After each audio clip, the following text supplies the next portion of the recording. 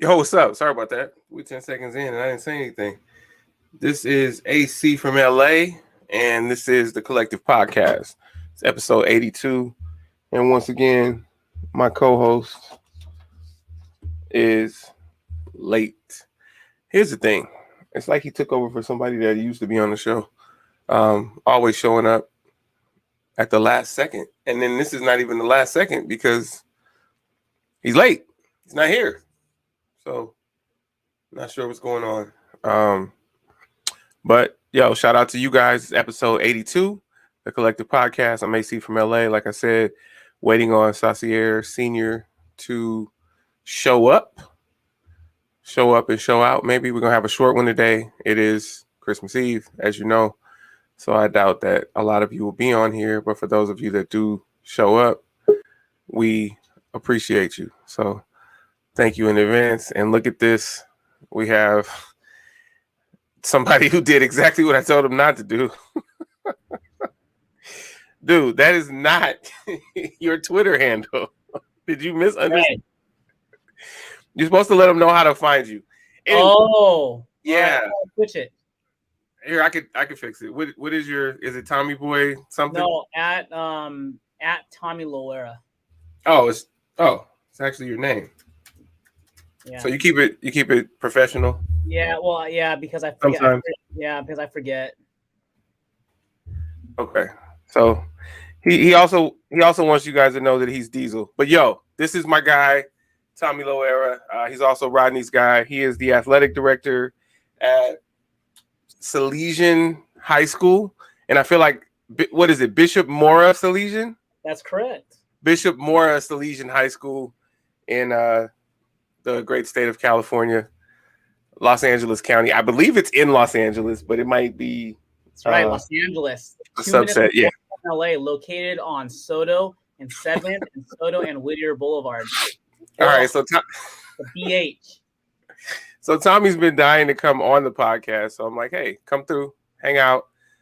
Tommy is a sports aficionado. Well, I told you he's the athletic director at a high school, but he's also dresses up as a basketball official, not only on Halloween, but sometimes he tricks people into paying him to work games. Yeah. No, just kidding. Tommy's a good guy, and he's actually a really good basketball official. So we jab each other, and then of course he'll have a comeback right now saying, "Well, I jab you because it's true." But anyway, glad to have Tommy here. Just so everyone knows, it's 8:03, and Rodney showed up. Showing up on time would just be too much like right. So once again, I've started the podcast without my co-host. So again, there's Saucier Senior, late as always. We have a guest, Tommy Loera, and we're going to go ahead and get into it. So, hey, Rodney, man, it looks like he's at work today. I am at work. Wow. Yeah. I am a dedicated employee here at Bishop Morris Salesian High School College Preparatory. There you go. Okay. Okay. Well, there you go. See, Rodney, if you would have shown up on time, you would be above Tommy and he'd be below you on the spectrum. But of course, you didn't. And so here we are. So I just want to throw this out there really quickly. I don't want to belabor the 49er situation, but Jimmy Garoppolo is very pedestrian as a quarterback. And I think that we all know that, but he has times when he becomes really, really, really bad Jimmy. And he hasn't been really bad Jimmy pretty much for the last 6 weeks, but he was really bad Jimmy last night. We were up 7-0. He threw an interception in the end zone, so we don't score. And then just I don't know, bad decisions. And then Rodney's cousin, Ambry Thomas, can't stop anyone or anything. And so, I mean, he just got piled on last night. And then Jimmy Garoppolo threw another interception right after. We held him to a field goal. And Jimmy throws an interception at like the 30, and then they score. And then it got bad. It got ugly. We only lost by 3, but it was still ugly. And so that's that. And so I'm a very big 49er fan, as you guys know, and I had lots of hopes and dreams, but injuries, not at the quarterback position. That's just, it is what it is. And I think that they're going to have to move on from Jimmy after this year, because if, Kyle Shanahan's got the safest offensive play calling that you could have for an elite quarterback in the NFL, and Jimmy still makes really, really, really bad decisions. And again, he's one of the best in the world because he's in the NFL and he's a starter, but he's not one of the best starters in the NFL, and he's not one of the best NFL-ready quarterbacks. And so that just sucks. And then when we talk about Ambry Thomas, our rookie cornerback, like I said, I feel like he should be on Long Beach Poly's practice squad. Again, he's in the NFL, but he's like the 8th string cornerback because we've had so many injuries, and we've had so many injuries at running back. Therefore, we will make the playoffs, but I no longer have hopes of doing anything. So whoever the 2 seed is, we'll probably be the 7 seed. We may be the 6. So whoever the 2 or 3 is, I'm sure they'll just mollywop us, just because Jimmy Garoppolo doesn't make good decisions, and Ambry Thomas he actually flexed after making a play on 2nd and goal early in the game, and we wound up stopping them. But why are you flexing? Dude, people use you for target practice every week. They use you for target practice, and you're flexing after one stop on 2nd and goal. They still have 3rd and goal and 4th and goal to try to score. So I just don't understand these things, but the 49ers still in the playoffs, but they hurt my heart. Let's go to old girl real quick. Damn, I done lost her name already. The killer who was convicted yesterday of first degree and 2nd degree manslaughter to be served concurrently. So basically, it's just the 1st degree manslaughter sentence that matters because they're served concurrently, and then she's got no criminal record prior to this. So they say she'll be out with good behavior in like 8.5 years. She was convicted. She'll be out soon. What are your thoughts, Rod? I'm just glad to see that some people are getting convicted of what they're doing when they're not following the manual. Mm-hmm. She definitely didn't follow the manual. So that's the plus. Maybe it will soon deter people from doing the wrong thing. If enough people start to get convicted, maybe other officers will, correct some of the behavior going on. So it's a good thing. 8 years, I wasn't really expecting much. I don't know how you get manslaughter from that. I guess they just figure she didn't intentionally do it. But, it is what it is. I wasn't expecting much. And she won't be in general population. She'll be tucked away safely. Probably where you can get protein shakes and oh shit, not protein shakes. And no carb meals and the whole 9. So but she's not working. So that's good enough for me. Well, not working and all things being equal, she seemingly won't be able to get hired back into law enforcement. But from what I understand, she was a supervisor. So I don't know. She might be able to get some kind of cushy security gig when she gets back. Don't know. Yes, civil suit. Absolutely. What's up? First of all, good morning, everybody. Well, I did that like twice before Rodney woke up. Roderick Tennell, what's up, brother? I know you're probably golfing somewhere. It's Christmas Eve in Hollis, Queens, and in LA.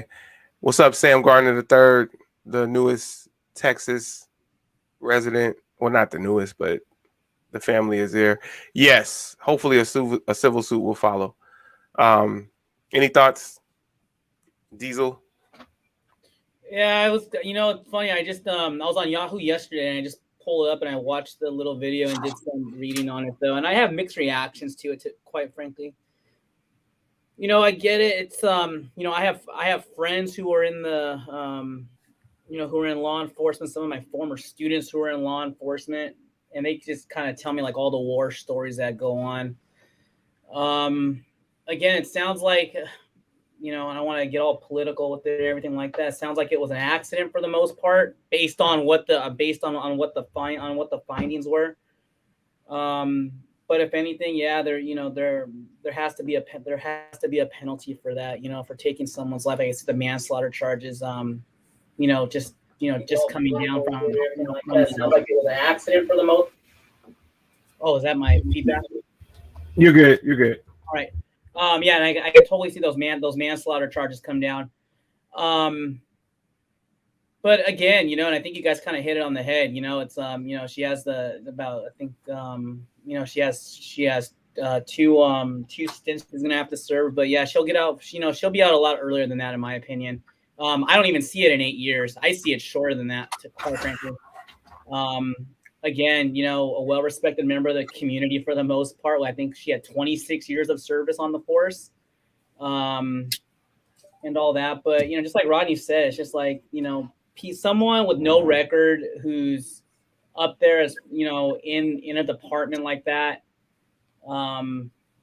They're always, I have a feeling she's going to land back on her feet. It won't be, in law enforcement for the most part, but she'll land something, in my opinion, though. But it just shows that, just the type of world that we're living in right now. Again, I think there's still like a big divide when it comes to policing, because of all the of all the different types of things that have been going on within the last 2 years or so. But I have to remind myself too, it's not every police officer or everyone who's in that force. It's just like there's just a few, again, officers make mistakes. Some of those mistakes are life-changing. You have other officers who are crooked cops, like we saw, about 2 years ago in the same exact state. But you also have a lot of good ones out there too that are doing the best that they can to keep our streets safe. But yeah, it's an unfortunate thing, but I guess you can say justice is totally served with it though. But ironically, I was kind of not ironically, but when I was watching that video of her as the jury, as they were reading her, when they're sentencing her, in a sense, I think you could tell that she knew that she did some wrong in there. Just based on the reaction, she wasn't crying, getting hysterical or anything like that. I think she's she's going to take her penalty for what it is, and I think move on, in the best way that she can from there. But again, it's an unfortunate situation that happened to the people that lost their lives in that in that act. But she's paying the price for it. So that's my 2 cents on it. Throw Tommy right into the fire when he comes on. He's coming on what he thinks is a sports podcast, and we dive right into life. So yeah. Thank you for that. Thank you for that, Tommy. Sam comments that there's definitely a divide and there needs to be more of a vetting process. Oh, yeah. And it's apparent that critical thinking needs to be a key component of law enforcement training. Absolutely. And the crazy thing about it, Sam, is to Tommy's point, she's been through 26 years. And pretty much, we didn't hear anything like we heard with Chauvin, that there were millions of complaints. So I think she'd pretty much gone through unscathed, but boy, critical thinking. I think people need to be retrained. Everyone can't be a UCLA educated captain like Anita Ortega. But what's funny about the critical thinking aspect of that, AC, though? It's just like, and I'm gonna use a sports analogy with the fish eating here. It's like you can't teach judgment. Either you have it or you don't.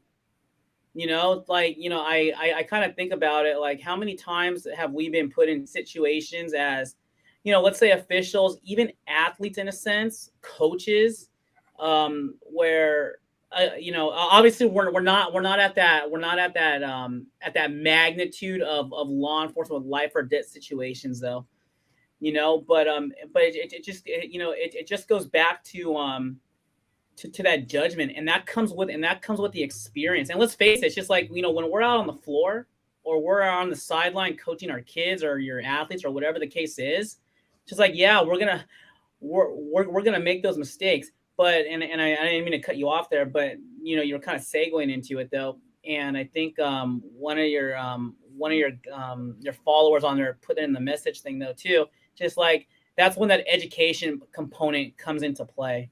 It's just like, how much education is going to be required for someone to be in public service as far as law enforcement goes.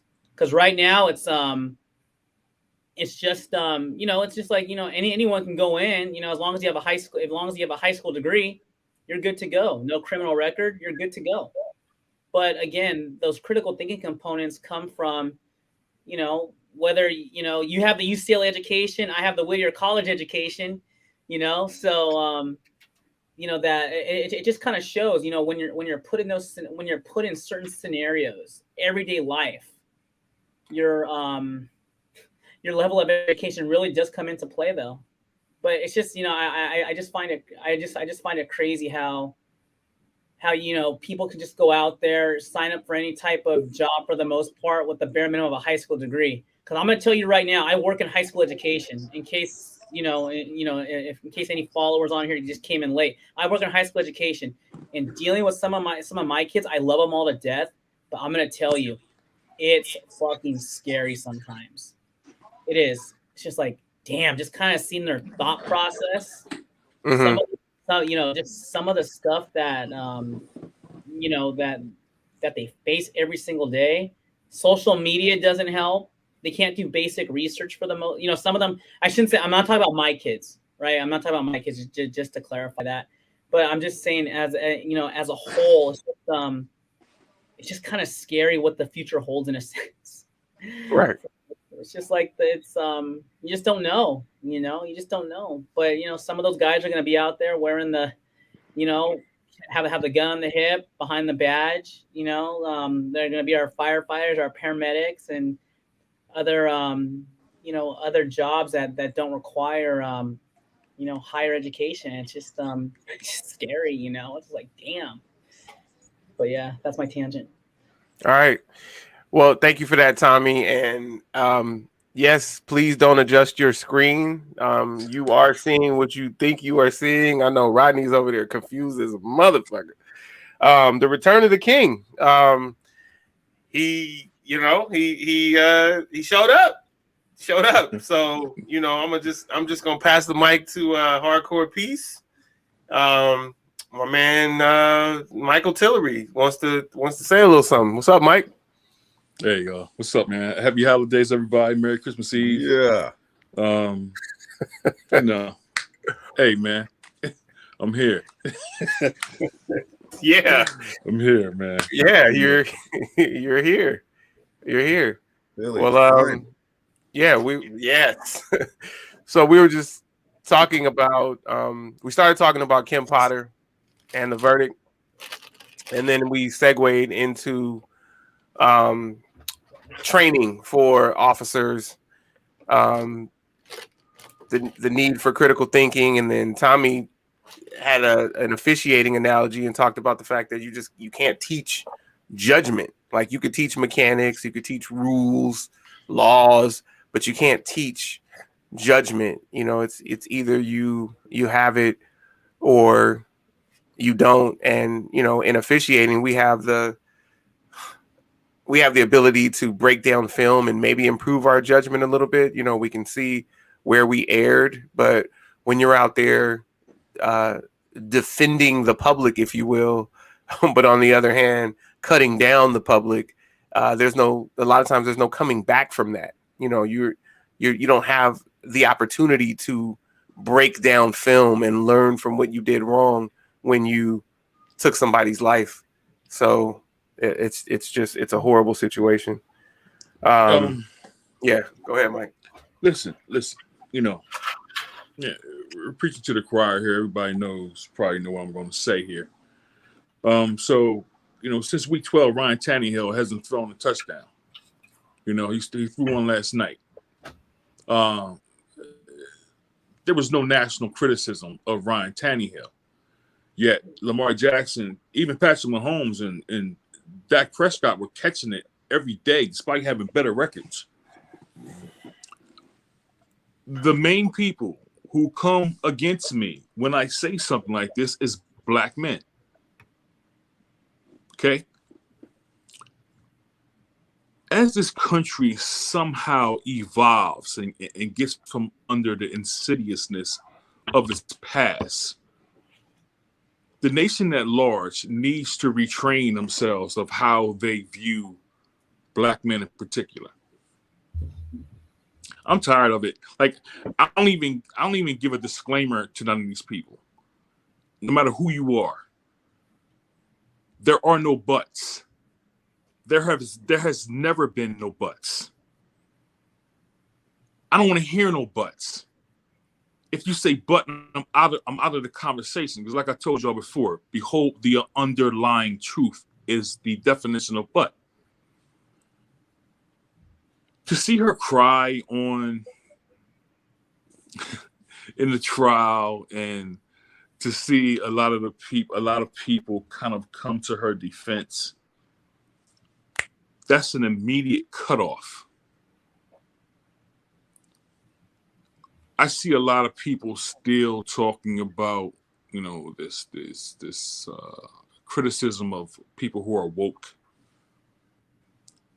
We shouldn't have to be who we are. We shouldn't have to say certain things for people to understand that this is a serious thing for us. If you're going to disregard and dismiss the sensibilities of black men in particular, for whatever reason, I got to cut you off. I got to move on. There's no teaching. There's no judgment. It's already there. It will never go away.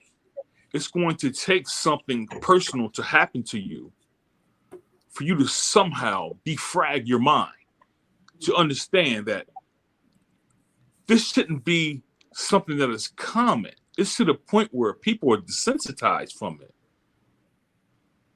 Like, it's ridiculous. Like, I don't understand. So, this is always going to be a fast-moving parts from those who are suffering the indifference, as opposed to the group thought, slow-moving parts of the mainstream in particular, that are heart sold on protecting the power. There's nothing else to this. There's no excuses. People were dying. We shouldn't have to have no disclaimers about criminals. We don't want to protect criminals. It seems to be slowing down a little bit, but I guess from our media peers, that really depends. Because I know here in Philadelphia, in Chester, in Wilmington, Delaware, a lot of the shootings aren't even reported. So given that, where would there be any type of scenario where someone gets shot and it isn't reported on the news? I can't think of any. When it happens to a black person.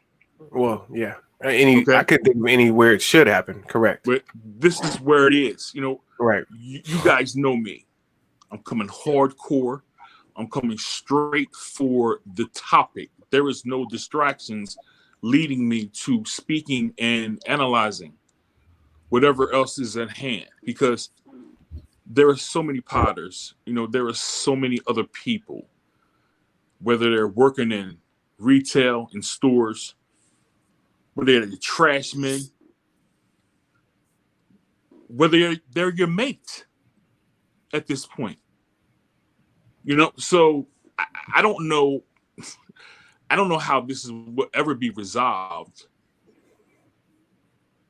I don't know how it ever will be resolved. I don't have any answers. So as we continue along this line, every so often there will be these cases. There seems to be at least a little more compassion because, as you saw, Kim Potter was found guilty of manslaughter. It's not murder. When we get to the point where these things are murder, regardless of the law and the people giving these disclaimers, or you can't convict the cop or whatever.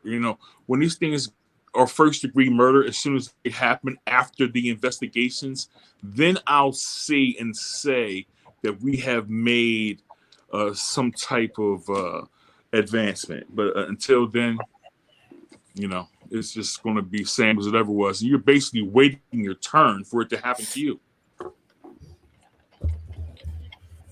Wow. You guys got me already. Already a little bit heated. I haven't been on the show for 5 minutes.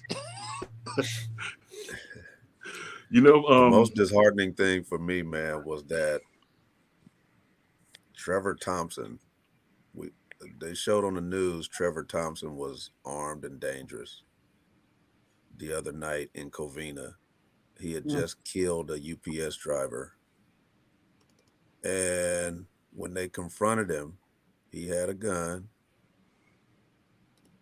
They shot him with, I guess what they call pepper bullets. Mm-hmm. And they took him down. And we have Kim Potter, who rushes on the scene with the officers basically in the car, already in place. And she comes out of nowhere to an unarmed man, yells, "Taser, taser," and shoots him. Yeah. I get the judgment aspect, but a 26-year vet shouldn't make a fatal mistake like that. That shouldn't happen. Because obviously with the guy who just killed a UPS driver, there are other ways to take people down. We got one guy who's armed. We got another guy in a car who's unarmed. And they can visibly see him unarmed. And it just goes back to, AC, we had this conversation before, following the mechanics manual is very, and Tommy hit it earlier, it's very much, being an officer is very much like officiating. I say that all the time. We make split-second decisions, and we really have to use our minds and use common sense. And you have to be responsible for what you're responsible for, not what everyone else is responsible for. And she acted irresponsibly. And I'm not saying she's a bad person. I don't know. But I'm saying in that particular instance, that didn't have to happen. And during the trial, when they played the recording or whatever from the incident, because that shooting was on video, like some of these others. So it's not like we couldn't go to YouTube or something and find it. She's saying afterwards, "Uh-oh, I'm going to prison." She said, "I'm going to prison." She knew. Yeah. She knew whether it was from being in shock of doing it or whatever. But she knew after the fact. I remember when I was young and I would get in trouble and my mom, would be like, "Boy, you are about to get it." And I'm like, "I'm so sorry." I was sorry after the fact, but while I was doing what I was doing, it felt right. And she My mom called me. She was like, "Oh, this lady is on the stand. She's boo-hooing. Her hair is everywhere." And she called me back and she's like, "Okay, they just sentenced her and now she's straight and her hair and makeup is on point and she's stone faced." Um, and I said, "Yes, because she knows, you know, and but this person is already dead. His parents, his family, they don't have him anymore, and that didn't have to be, and they have to stop shooting unarmed black men, and it seems to be a regular occurrence. And some people will say, well, they shoot other people too. Maybe so, and I'm not saying that doesn't happen, but this constantly is on video with unarmed black men getting killed. And so I tell those same person, if it's happening to all these other people, I'm sure somebody has a camera with some of them too. It should be, we should see it, but we don't see it. We see the Trevor Thompson situations where they take him down peacefully and they take him to jail. And like Mike said, there's basically a mental makeup before the occurrence ever happens. Programming on how they look at us.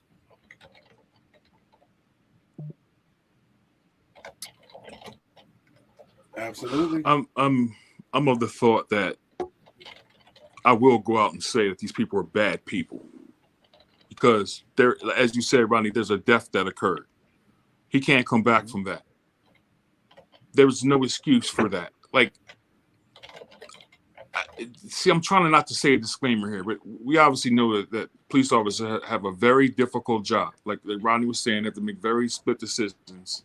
They have to use their mind. They have to go on, on a dime at times.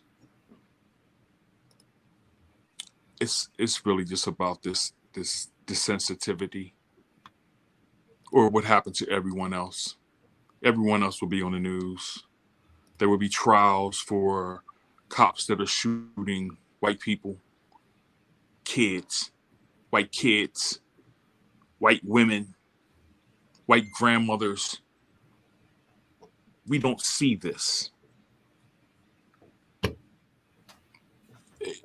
Even for us as a people, it's become desensitizing because it seems like everybody puts a hashtag up, social media, whatever, and then they wait till the trial. The trial happens, everybody gets an uproar again, and depending on the outcome, the reaction is appropriate wherever it is.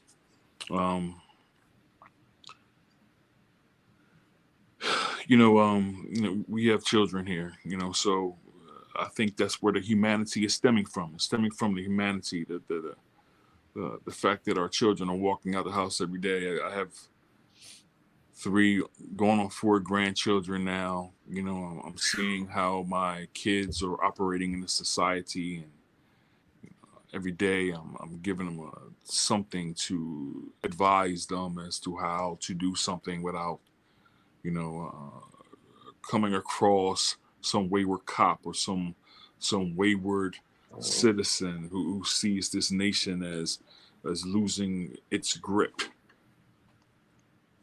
basically because they're seeing black people on TV, either entertain them in a music sense or in a sports sense, or even on these sports outlets. But everybody has to understand that behind the scenes, most of the people are of another color. The administrators of these, whatever you want to say, outlets or whatever, are of another color. There isn't there needs to be a soul in this. Like there needs to be someone who says, okay, these people have a gripe. They've had a 400-year gripe. It's not 1619, it's 1528. So this gripe is 500 years, almost 500 years coming.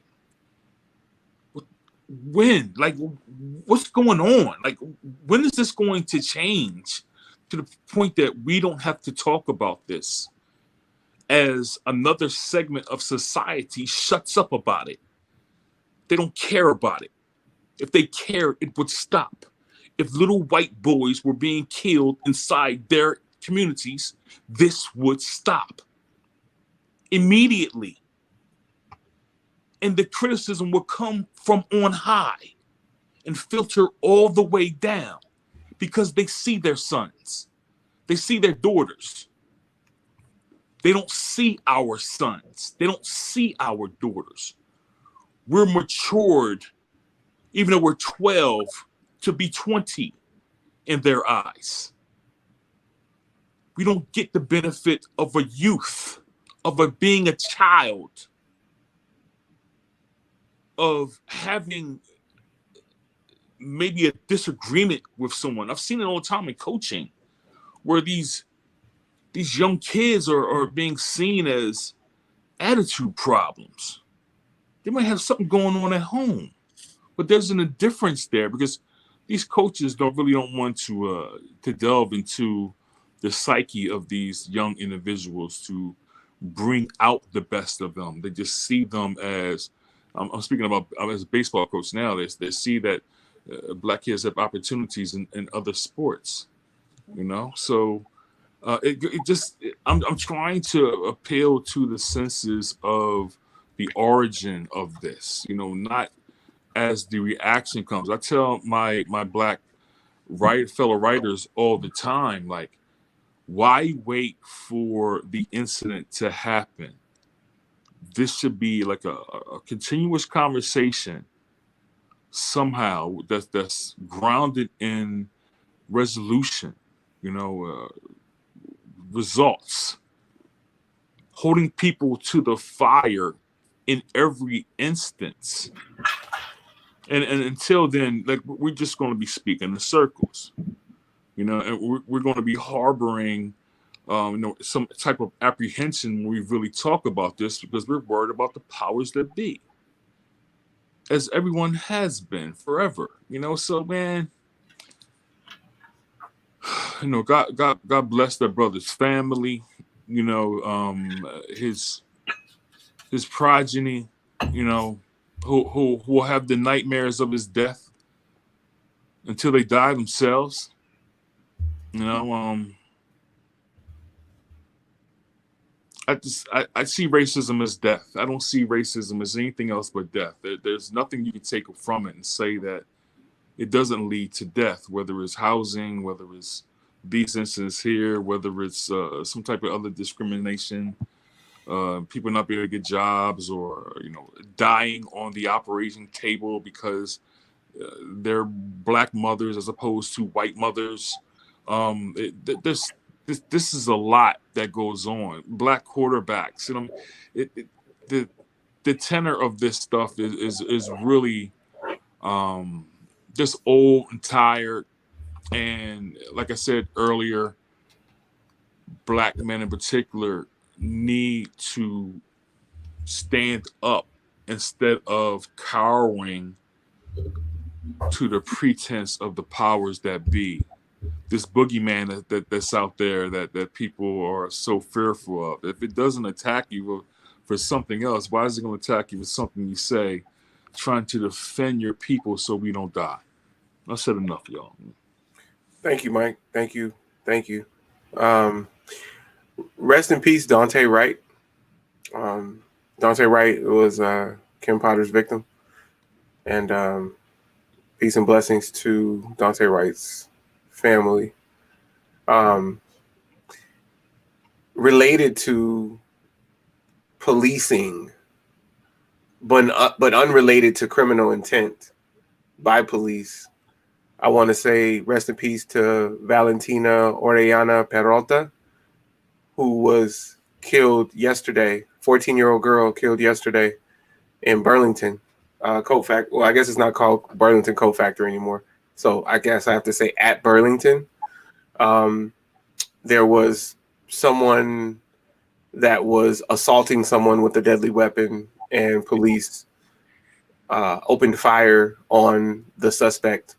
And Valentina, rest in peace, who was in a changing room, caught a stray bullet that went through the wall and killed her. 14 years old, shopping with her family. So those are the only details that I have. The investigation is ongoing. All I've heard is that there was no gun found on or around the suspect. And so we don't know what the deadly weapon was or how the suspect was using it. But we know that Valentina Orellana Peralta is gone too soon. So rest in peace to her, and prayers to her family as well. So turn it to sports.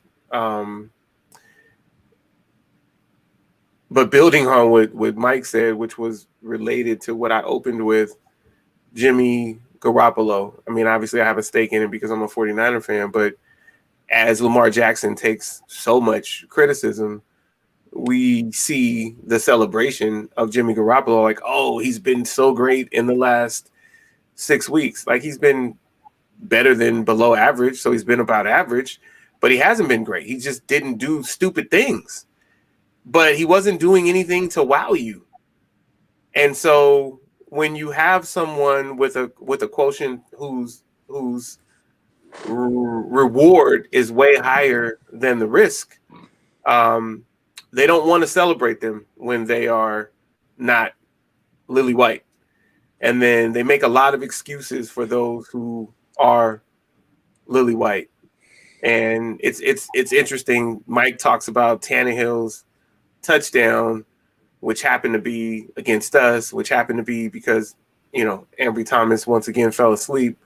But, it's like it was Tannehill's coming out party, even though he didn't do a great job. He caught breaks from the other celebrated quarterback in the matchup, Jimmy Garoppolo, just being basically inept at his job. But no one's going to say anything about that. They're just going to say, oh, injuries. Well, yeah, we have injuries, but again, if you look at the offense that Kyle Shanahan puts in front of Jimmy Garoppolo, there should be 0 turnovers. And with a credible quarterback, there wouldn't be turnovers as interceptions is what I mean. You could still fumble, you could still get a strip sack, all of that. But just preventable turnovers, if it weren't Jimmy Garoppolo, if it were, let's say, Lamar Jackson, to Mike's point, or Patrick Mahomes, or God forbid, Colin Kaepernick, or we could go on and on, right? If it were any of them, then people would have been calling for the benching quite some time ago, and he would be in the news constantly. Dak Prescott, he would be in the news constantly. Dak Prescott of the, 10-4 Cowboys, and I hate the Cowboys, but 10-4, and you would think that based on what they say about Dak Prescott, you would think that they were 4-10. Right? It's absolutely, it's disgusting. Wow. All right. Rodney, get us somewhere else. Well, in other news, Anthony Davis is down again. Oh, shit. All right. Mike don't even know about this. And the memes are flying. Oh, my goodness. Hold on. Anthony Davis is down again. That's hilarious. Again? And Anthony Davis is a welcome guest on our show. In fact, he has his own theme song that we honor him with. Anthony Tender Love Davis down again. Oh man, yeah, Mr. Glass, right? Oh man.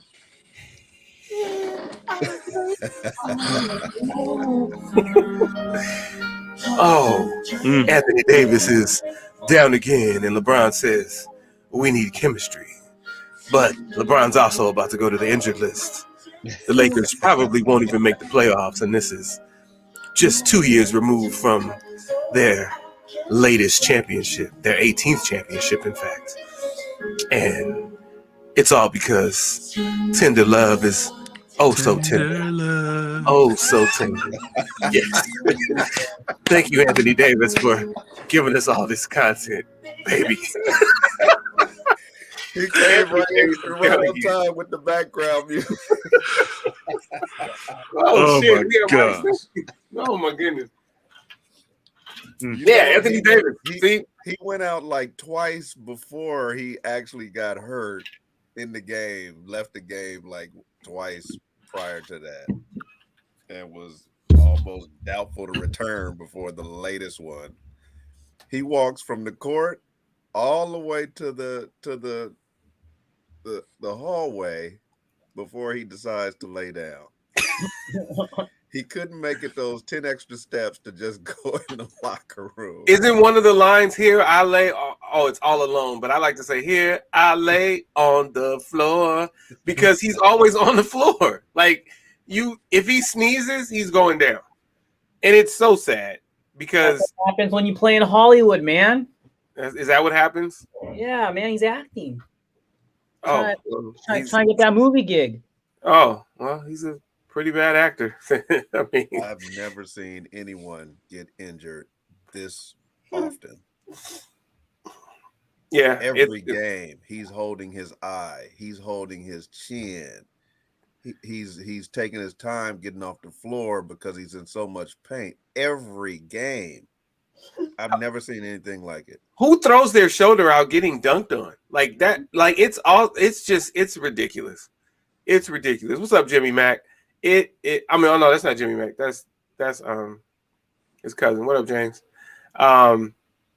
Yeah.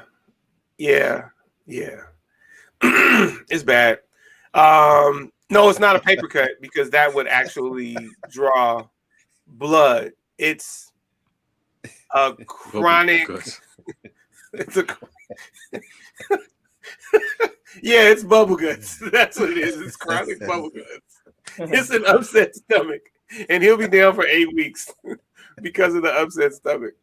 Oh my goodness! Have you ever seen the scene from "I'm Gonna Get You, Sucker" where Keenan Wayans they start shooting at the guy that's with Keenan Wayans, and he ducks behind some trash or something like that. He doesn't get shot. He has a splinter. And he's ducking behind the trash as if he got some kind of gunshot wound. And he puts a tourniquet on his finger. Wow. Yeah. And every time I see Anthony Davis go down, I think of that scene. Wow. You got to give us a clip or something so that we can, have some photos to go along with his theme song. You got to do more, Rod. I need you to step up, man.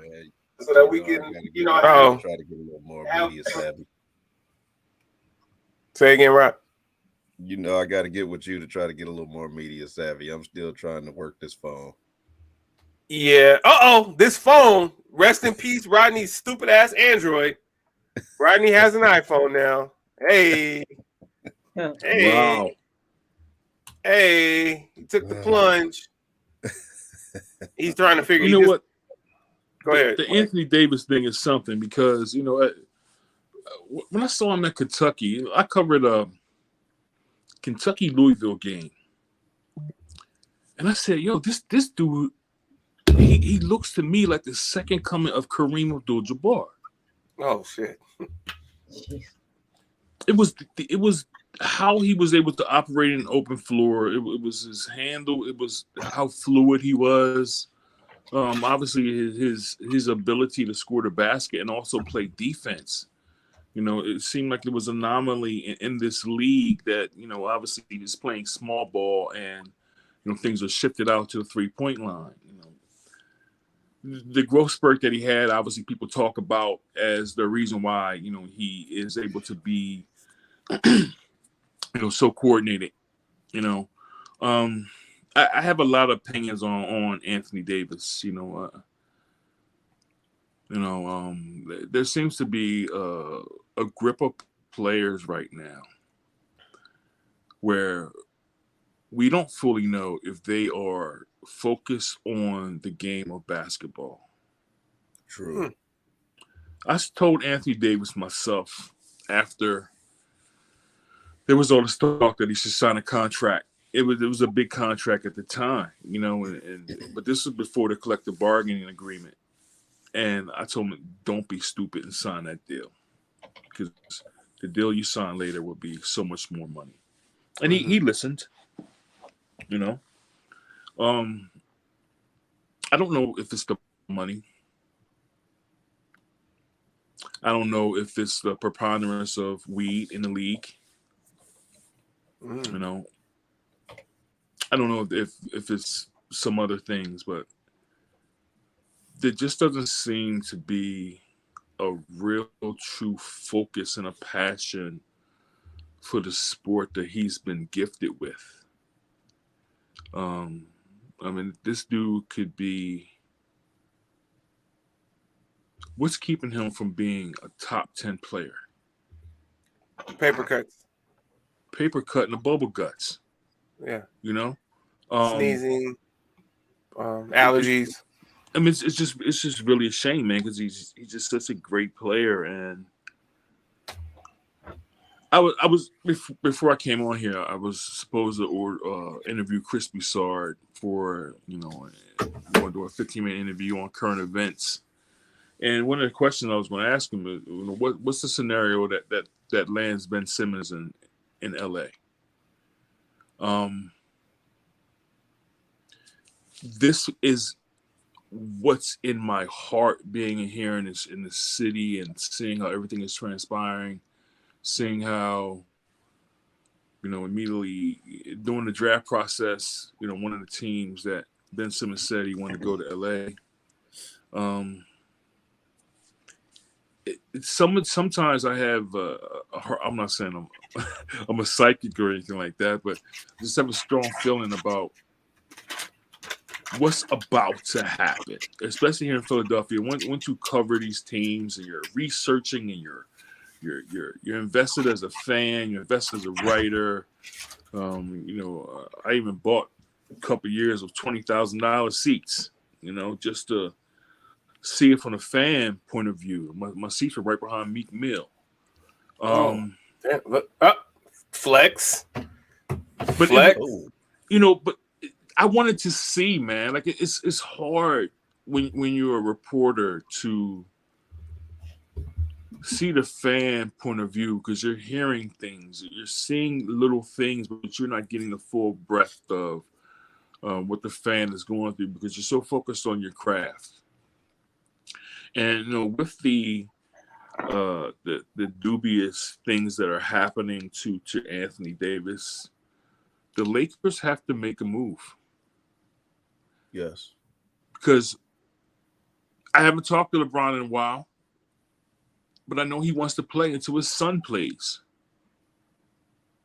So how does that happen if the team is mediocre? He won't be incentivized to play. He'll maybe play out the string, but there just won't be the same vigor. LeBron has been one who has taken care of his body forever, as everyone knows. There's a different focus there. Now, he isn't Michael Jordan, so he's probably not going to get in the face of players to get them to, up their passion and respect for the game itself. We know that Ben is basically under his tutelage. I don't know what differences LeBron can make in Ben Simmons' game, or the coaching staff could bring something out of him. But, we all know from being around sports that adversity sometimes is the equalizer. Ben Simmons is going through so much here. Like, my editors have, I think I've probably written around 20 Ben Simmons pieces since the summer. Um, I don't want to write any more thing about Ben Simmons. Like it's over for me. I've sought and picked through every single angle. I haven't talked to him myself, but given what's going on with Anthony Davis, I mean, the Lakers have to salvage their season somehow, and putting that guy in the middle of the floor, let him drive to the middle of the floor and kick it out to the 3-point line, could help the Lakers tremendously, as well as his focus on defense. Um, he's not going to be replaced. He's not going to replace Anthony Davis, obviously, but it would give them a jolt that I think that they need. And that's, whoever they would trade, notwithstanding, obviously. But, it just seems at this point that is the move to make, because I know that Elton Brand and Morey don't want him in the Eastern Conference. I'm going to face this guy at 6'10" and 7-foot wingspan and crazy in the middle of the floor on the break, and the defensive pressure he applies to the 3-point line. I just think that it's a move that the Lakers should make. I know that if Jerry West was there, he would make that move. And see how it all would turn around, because I'm of the thought that Ben Simmons never wanted to play here. And that's the reason why he's not taking jumpers. If he's taking jumpers and training videos with Chris Johnson and other things, then he can do it in the game. Spoken to him, I don't know how many times. There is a naivete there. Some guys are younger than others at the same age, and Markel Fultz is one of those guys. Early on he was a little bit, immature. I'm speaking about this from a father now. I saw some things at Ben Simmons that I didn't like, but also saw some great things in him. I thought that he was learning. It was really hard for him under Brett Brown because of his relationship with his father. But it's just something that I see. I just see him wearing the Lakers jersey. Being that the Lakers basically stole Anthony Davis from the Pelicans, I don't know if that's going to happen with Morey and Brand, because they know that they have to get something back in return. So there would possibly be 2 or 3 teams involved in this. But it just seems like it's going to be something that's going to happen, given the power structure and the focus of Clutch Sports and how, they are always wanting their name in the news, is how they're building their brand. And it just seems like it's going to be a natural move. I could be totally off base here, but it just seems like it's something that's going to happen, given the current ineptitude of Anthony Davis, or tender love, as y'all call him. Well, they still have the Westbrook situation too. I mean, Anthony Davis is shooting 19% from the 3-point line, and then that's what I'm saying. That 2 or 3 teams, for that to happen. Can't throw a rock in the ocean. And I said, when someone first asked me what the Lakers needed, I said, don't take Russell Westbrook, go after Patty Mills. LeBron's skill set needs a shooter on the floor. He doesn't have the skill set where he scores from everywhere. You have to look at the way he gets his points in transition. Now he's starting to post up a little bit more, but he should be posting up a lot more. For one, at this age. 2, they need to draw some fouls to get people in foul trouble and to open up the floor where others will get a much easier look. Patty Mills is stretching the floor for Brooklyn. and Kevin Durant is the front runner for the MVP right now. He has to be. And the Lakers need shooters. So they got rid of some other people who weren't shooters and brought in a guy who's not a shooter. And they've had, since Jerry West left, a history of that. When they brought in Gary Payton, sounded good, but Gary Payton didn't fit the Lakers when he was mainly a high post or back a defender down type of guard, and you got Shaq in the way. When you have players like that, you have to get them shooters, and that's why I hate the unfair criticism of Kobe, because he never enjoyed having shooters on his squad. They tried Devin George, they tried Sasha Vujacic, who was supposed to be a shooter, who never panned out, Mike Penberthy. The list goes on of who he's played with versus who some of these other guys have played with. I mean, MJ and LeBron have played with some of the greatest shooters in the history of the game. John Paxson, Steve Kerr, Mike Miller, James Jones. These guys, you cannot give them a half a step to get a jump shot off. When you stretch the floor like that, your superstar has room to operate because you can't sag in the paint. So it's pick your poison. And Kobe never enjoyed that and was labeled selfish because I tell people all the time, if I had to kick it out to Smush Parker or Devin George, or, no disrespect, but I would have shot it too. Yeah, I have a better chance of scoring, taking a contested 17-footer than they have of, actually making a shot from 23 feet. I wouldn't trust Luke Walton. I don't think there's probably he and AD are neck and neck for the injury thing. Luke Walton made a lot of money for the Lakers, with the Lakers, and played a small amount of games. And I go back to when Kobe was in this same situation as LeBron. When they brought in Dwight Howard, they brought in Steve Nash. Steve Nash gets hurt right away, taking his golf bag or something out the trunk. And Dwight Howard is saying, hey, my back isn't fully healed. And Kobe was like, you know what? With the names on this roster alone, we are not missing the playoffs. He's like, if I have to change my game, if I have to do whatever, and they had D'Antoni, who didn't know a can of paint from a brick.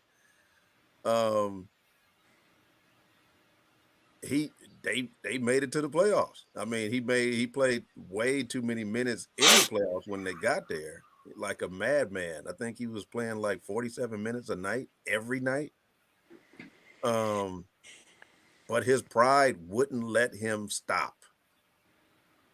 And when I look at these guys today, I don't see the same kind of pride in their love for the game and in their game itself. I don't see it. Not like that level. And from superstars, I expect that level. I expect that MJ, Magic, Kobe type of pride, to where you say, you know what? Everybody's watching me. I am not going to let us fail. Mm-hmm. And I don't see that. I see, he's hurt. Well, I'm going to rest too. And let's see where we are when he gets back. And if we got a winning record, I'll play hard again. And if we don't, we'll just shut it down and go out with this quad injury until the end of the season and start over next year. And I hate that mentality. I hate it. I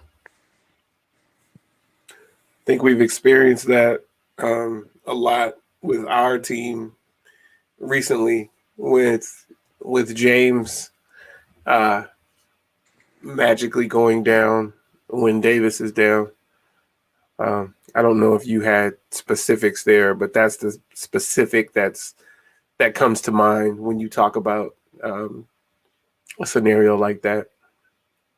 I feel like, and this is probably an unfair comparison because you have a team versus a whole bunch of players in a room, but I feel like the Warriors do the opposite of that. Clay gets hurt.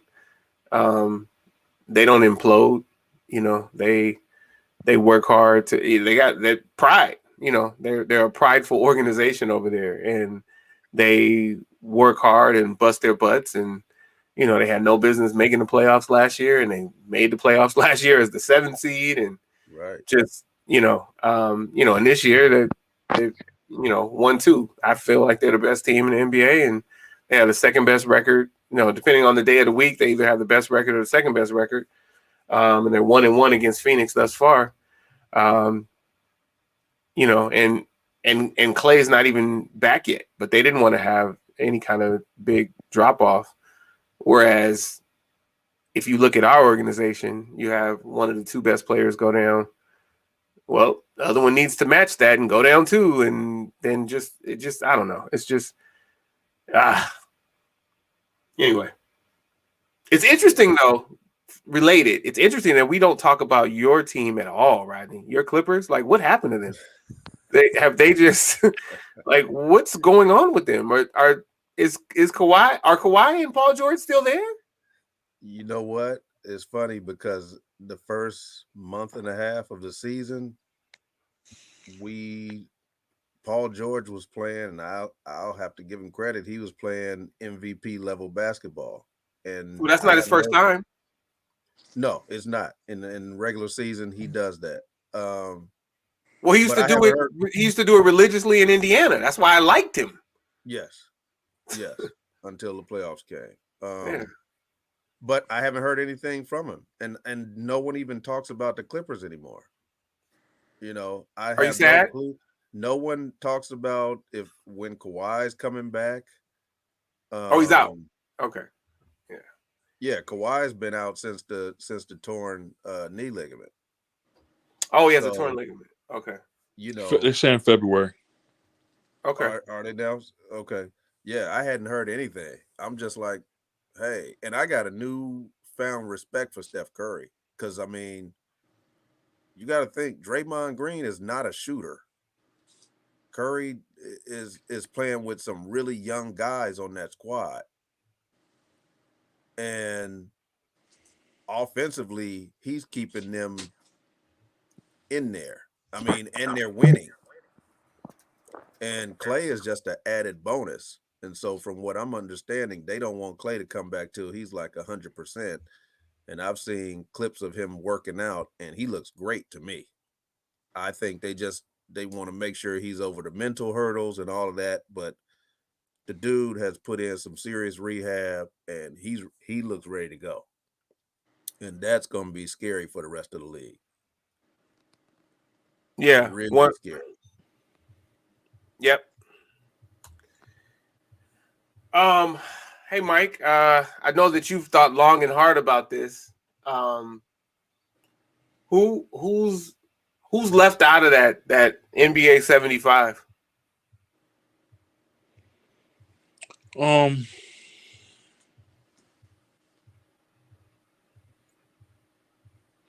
really got to think about it because my focus was on Bob McAdoo, and I see that he got in. I was talking about it before the team was announced to make sure that he got in. Off the top of my head, Dominique made it, right? Yeah, he made the 75. Yeah. So, it escapes me now. Who? Anthony Davis. Ray Allen didn't make it. Ray Allen didn't make it. That's ridiculous. That man scored 24,000 points. He was a 3-point king. We're going to see these things with these teams because, like the Dave DeBuschers and players like that are going to be pushed forward in time. despite the lack of critical thinking regarding their statistics and accomplishments. Those New York teams will be celebrated because they were the last to win championships in New York. But there were many players that I'm sure as the future beckons that should be on this team that weren't. I don't have any specific names that come to mind. Um, I do want to say one thing about Golden State. I see how they are, running over the West, in accordance with Phoenix and, to a lesser extent Utah. But the East is a different animal this year. I have Miami coming out of the East, and with this powerful emergence that Tyler Hero is showing. It allows the stars to kind of rest a little bit because this dude is on a scoring tear. I don't know, what do you have, like 29 last night? He makes them a different team, because everybody's going to focus on the three stars, the Lowrys, the Butler, and obviously the Bam Adebayo. But Duncan Robinson to a lesser extent as well. But Tyler Hero is showing something that is kind of different. Like he's scoring like on a Lou Williams type of tear from the bench. And it's really structuring their team and giving them a comfort that they wouldn't necessarily have because they had that missing scorer off the second team. As the turmoil happens in New York and Brooklyn and obviously Philadelphia, and as Milwaukee tries to pull it together, I think that Miami's going to be that team that coasts and kind of turns it on at the end based on the braggadocio of Jimmy Butler, and his leadership qualities to get them right there. If Miami is a team that is the NBA champions, I'm not going to be shocked. I still think that with the advent of small ball, I think that that's going to leave Golden State at a distinct disadvantage. They're going to put Bam in the middle of the floor versus Golden State. Say they played him in the finals, and he's going to be the guard, the interior and the 3-point line. That's the type of defender that he is. Obviously they're going to try to make the adjustments to move Curry around so he isn't shooting from the elbows and the top of the key as much. But I think that Miami had something for Golden State if they actually get there. But obviously that's way down the road. But I don't think that this Golden State thing that everybody seems to be talking about as being the best team in the league. They're running out to the best record, and they have a great team. As Anthony was saying, when Clay comes back, this team's going to be stupendous. Defensively is where I have a problem with them, even though with the reemergence of Gary Payton second, and obviously have Clay back. Draymond is going to be Draymond. Even Steph Curry is stepping up. His defensive rating is much better than it was last year. So Golden State is playing a semblance of defense more so than the narrative suggests. But the East has something for the West this year, and I think that the team that would demonstrate that the most is the Miami Heat. Well, I could dig it. Let me get caught up on a couple. Hey, what up, Cobbs? Welcome to the show. Dietrich checking in. Man, I know you over there like, what the hell? But you feel me, right? On Ambry Thomas and Jimmy Garoppolo. It's tough. It's tough when you have to put Ambry Thomas on anyone. Like, I don't think Ambry Thomas can defend Kayla on the football field. And Kayla's never picked up a football. And that is disrespect to Ambry. I'm not gonna say no disrespect. That's disrespect. Ambry Thomas is like a high school cornerback who somehow made the 49ers. And then Jimmy Garoppolo, I don't see any scenario where he's back. And here's the crazy thing. He's so protected by Kyle Shanahan and is still inept. I don't know that there's going to be any kind of demand for him. He can't run at all. He's not accurate. The critical thinking aspect is not there. What's left? Well, you gotta understand, man. He's an alternative to Colin Kaepernick. That's what it is.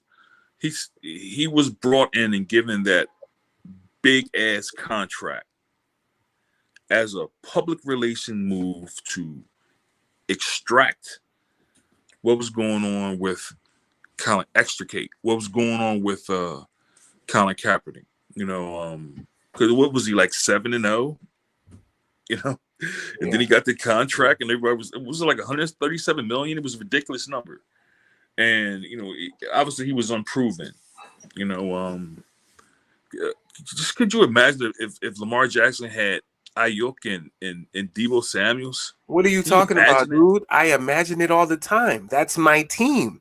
I'd love to have Lamar Jackson as my quarterback, but this is what I'm saying.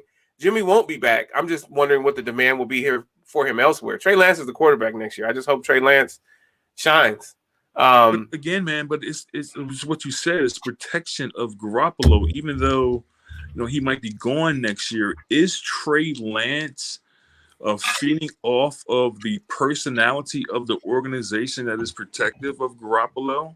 Because it seems like, I don't know if what I'm hearing from folks out there is like Trey Lance isn't taking the job as they're hoping that he would this season. It's uncanny, because the Trey Lance is so gifted in a myriad of ways, but why isn't he taking his job from Garoppolo? So that's the biggest question that I have. So it's a fair question, and I think that, Mike, it's not so much that he's not taking it. I think that he didn't take it. So whenever they hit that button, I think it was week 6. Okay, it's Jimmy's job. It's no longer Trey can't take it at this point. It's just, all right, learn what you can and be ready, and don't block out any of the noise, because you need to see what's happening here. And again, it's an offense that is very protective of someone who is not a very accurate pocket passer. So if you have all of these gifts and you're also accurate and you can throw deep and you can run and you can learn to have great judgment in the NFL, because it's different than judgment in college. You can learn to have, or you can sharpen your judgment in the NFL. The sky's the limit, because Kyle Shanahan can put together he's got this pedestrian package for Jimmy Garoppolo that Jimmy Garoppolo can't even thrive in. So what I'm saying is Trey Lance is going to be all right for sure. And, he's going to have an offense that suits Trey Lance. And so I think that it'll be great. It's just, I think that he didn't take the job during that little window, and then it wasn't even about it. It's not like other organizations where, there's a battle every week throughout the season, and at some point that rookie can break through. I think Shanahan shut that down in week 6 and told Lance, on the side, hey, just focus on next year. Be ready in case we call you as a backup, but only as a backup. We're not bringing you in on Wildcat or anything. We just want you to get as good as you can be while learning from this guy, and then we're going to turn over the reins to you next year, and you'll be able to show the world. The problem is that with the physical play of Ayuk and Deebo Samuels, and obviously the inconsistency of George Kittle to stay on the field, like you're taking away the edges of their prime as you're waiting to implement this wonderkin quarterback. They're taking a calculated risk here. Is Kittle's back on the field yet, or? Oh yeah. Well, Yeah, so let me throw this at you. Prior to last night, he had 425 yards in the past 3 games and 3 touchdowns, which is a tight end record that he shares with Darren Waller. So he was back on the field with a bullet. But here's where I'm at with it. My final thought on it, Mike. I think that there have been so many injuries this year. Well, not I think, on the defense and specifically at running back. Our offensive line is there, but we've had so many injuries on defense. That's why we have 8th string Ambry Thomas starting. And then we literally have what is it now, Dietrich? Our 9th starting running back now. So, yeah, you got Debo and you have Kittle and you have Ayuk, and you have even Juszczyk, but Debo's having to do everything at receiver and running back, and yeah, we've got Wilson in there now, but again, we've had no consistency because of all the injuries. So I'm perfectly fine not throwing Trey Lance into that. I understand that it's a year gone, but I'm fine not throwing Lance into that and just starting fresh. Hey, it's your training camp. It's your 3-game preseason. It's your team. Let's hit the ground running. Yeah, that makes sense, man. The future looks great there, But I'm just concerned about because Debo he's an amazing player, man. I love that dude. He's a generational If I talent. was a football player, that's what I would have been. I hope that it works out, because that Shanahan did take a flyer on Garoppolo, based on the narrative coming out of New England and writers, kind of kissing Belichick's ass, to take this guy on. I mean, even who's the brother that played there? He didn't get that type of shine. He didn't get that type of adulation from the press as he moved on. Even what's his name? The guy he was in Indianapolis, now he's in Miami, backing up Jacoby Brissett. So I mean, these things, man, they just continue to rear their ugly heads. So even if they took Jacoby Brissett, San Francisco will probably be in the same position that they are in, but they gave a lesser quarterback top flight money, and both Shanahan and Lynch will have to answer about this later on if they're in front of somebody like me or the rest of you and Rodney, But I don't know if the media at large will hold their feet to the fire, given how the origin of it all, that Jimmy Garoppolo came out of the Colin Kaepernick muck and gave San Francisco 49ers fans who desired a Montana type or Steve Young type of presence. Garoppolo gave him that. He gave him an influx of energy. It worked for a little bit. He got to the Super Bowl, but it seems like everything's on a downturn now. And it's going to be very interesting to see what shakes out. If Trey Lance will have the complement of talent that Garoppolo currently has. The way the NFL is, you never know, especially with the salary cap and everything else. I don't know the contract situation of Samuels and Ayuk and Kittles, but this all is going to be very interesting, man. San Francisco is a different type of organization. They're one of the best organizations in sports, regardless of some of the moves that they make. But in terms of just their organization, the structure, the perception of the organization, it's one that is on the up and up comparatively to other teams in pro sports. So, given that they have that type of standard of excellence, maybe Trey Lance is in a perfect situation to succeed. But because of like I thought that the whole thing with Garoppolo just smacked it was dirty to me. It was nasty because it was more a reflection of trying to get rid of Colin Kaepernick as opposed to bringing in Garoppolo, without the specter of Kaepernick. And I think that has played to a disadvantage as it's played out because it just wasn't. To me, it just didn't come from a genuine situation initially. I respect that.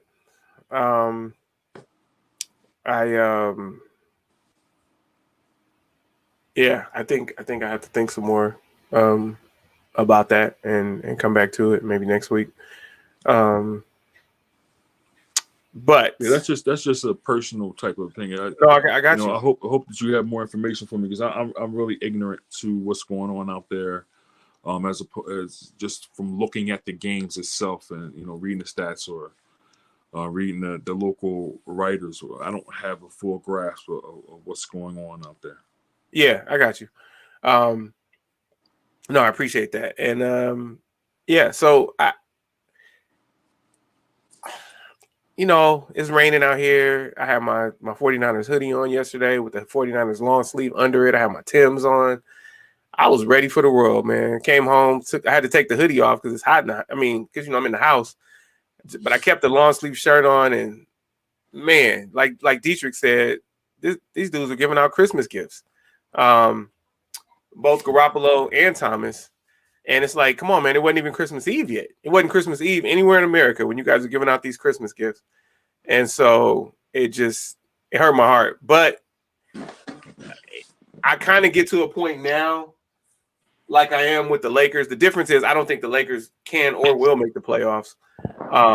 The 49ers will make the playoffs. I have no faith in them doing anything once they get there. And to me, that is solely on the quarterback, because even as bad as Ambry Thomas played, the 49ers were still 5-1 over their last 6, and they're still 5-2 over their last 7.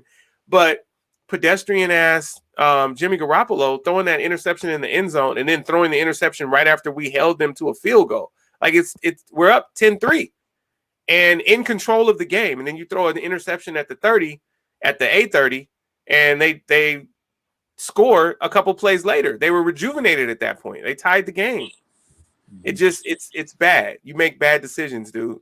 He's like 9 touchdowns, 9 interceptions, and losses.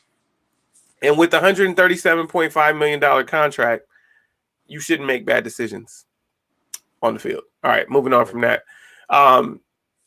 Tommy's obviously gone. Tommy had to go. He said, thanks for having him on. Yo, South Carolina women's basketball is nuts. Dawn Staley is a killer. Dawn Staley was a killer as a player. Dawn Staley is a killer as a coach. 5 top 10 wins this season for the number 1 team in the land, including the University of Connecticut and including the new number 2, Stanford. I love my Stanford Cardinal,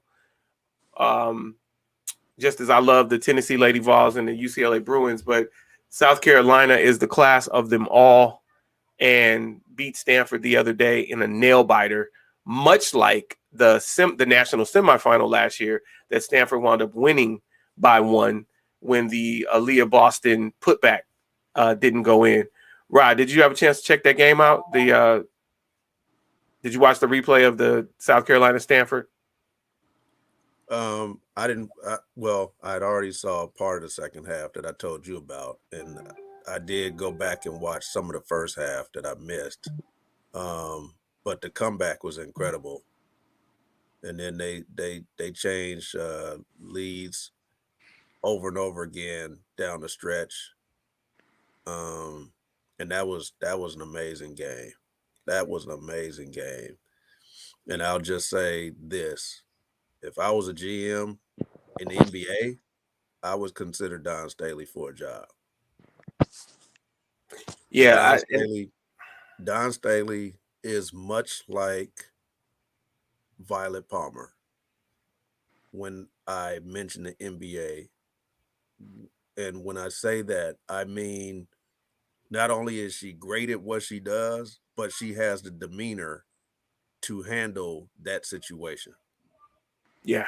And we've seen other people put in the situation of being put into professional sports, and then when they get there, they don't have the makeup, the mental makeup for what comes along with those players.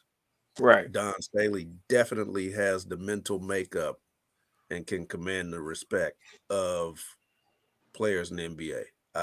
I'm willing to, I can guarantee it. Um, and I see the way, they are pushing other ladies, in certain roles. Don Staley should be at the top, hands Yeah, down. that's a phenomenal point, and I never want to take anything from Becky Hammond, who should be considered. She's been on the staff over there in San Antonio and on the national team staff. But and then Kara Lawson was a Boston coach, and then she became Boston Celtics assistant coach, and then she went ahead and took the head job at Duke. But what you have differently is that Dawn Staley has been at the helm of these collegiate organizations for how long has it been now? Like almost 20 years, 15 years, 16, 17, 18. I know exactly how many years, Mike, or at least you probably know when she started at Temple. I don't remember. But she's been, so not only does she have what Becky has in that she's played internationally and played in the WNBA, but she also played in the ABL. She's also been a coach on the national team and has a mad gold medals on the national team. And then she's coached her ass off with a national championship. And in the pandemic year where there was no championship, she had the best team in the land. It was probably going to be a national final of them in Oregon. And as much as they want to celebrate Sabrina Ionescu, Dawn Staley just had too much for that squad. And so Dawn Staley has proven herself year upon year upon year at both Temple and South Carolina. Like nobody ever cared about South Carolina women's basketball. And that's a Power 5 school. That's a Power 5 conference. And out of nowhere, she took South Carolina to unseen heights. And now they are the class of the NCAA, not just the class of the SEC. And, that was largely held for Tennessee in the past. Rest in peace, Pat Summitt. And then, LSU was supposed to be on the cusp. And then Mississippi State. And shout out to Nikki McCray, who is at the helm of Mississippi State. I hope that she's able to turn that around or get them back, because they were, they won a national championship and they went to the final against South Carolina after beating UConn that year. And so now Nikki is the head coach there after being an assistant for Dawn. But yeah, Dawn should be considered. And I hope like hell she doesn't, like, on the one hand, I want her to be that pioneer, but I don't want her to leave women's college basketball. Like, I think that she's just too important to the game. But yeah, much like Violet, who I thought was very important to NCAA women's basketball also. When she left and went to the NBA, it was huge for the NBA. And it took 20 years for the reverberations to really take flight. And, now you got a grassroots program where you're probably at some point going to have 25% of the NBA officials as women. And you gotta love what Violet, but I'd be remiss if I didn't also mention Dee Cantner, who didn't last there, but sorry.